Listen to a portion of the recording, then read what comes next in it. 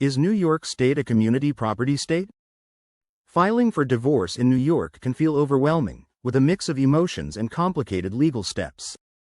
Concerns about dividing property and finances are common because the outcome can shape your future financial well-being.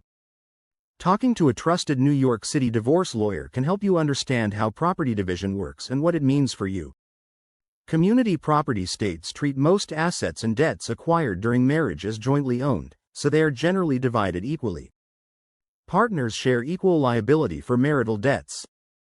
This equal split may feel unfair to someone who must relinquish half of their savings, but it can protect financially dependent spouses. New York does not follow this model. It is an equitable distribution state, which means the court distributes marital property fairly rather than equally.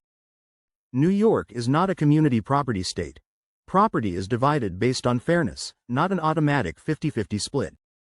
If you move to New York from a community property state, assets acquired there may still be treated as community property under the Uniform Disposition of Community Property Rights at Death Act.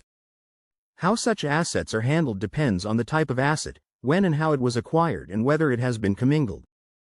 In community property states, most marital assets and debts are split evenly.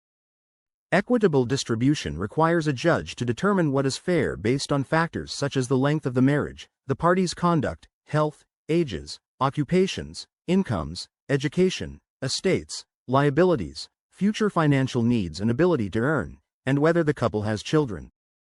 There is no set number of years after which a spouse is entitled to half of everything. Fairness depends on contributions and needs.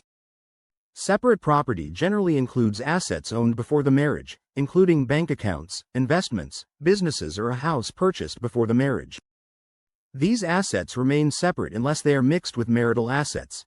If the non-owner spouse helps pay for the property and increases its value, the increase may be treated as marital property.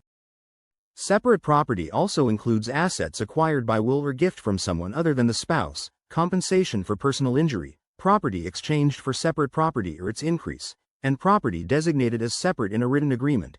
The spouse claiming separate property must provide proof. In an equitable distribution state like New York, debts are divided along with assets. Debts tied to an asset, such as a mortgage or car loan, usually stay with whoever keeps the asset, while unsecured debts like credit card balances are shared and ideally handled in the divorce decree. Hidden debts from a spouse's secret purchase may be assigned solely to that spouse. A knowledgeable attorney can explain these responsibilities.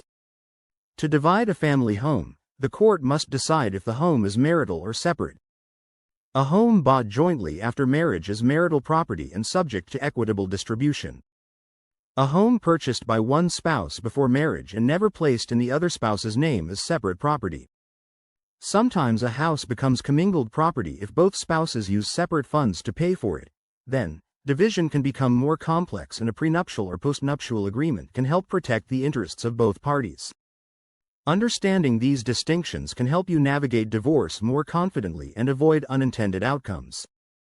Juan Luciano Divorce Lawyer, a New York City family law firm, assists clients with equitable distribution, property classification, and the division of debts.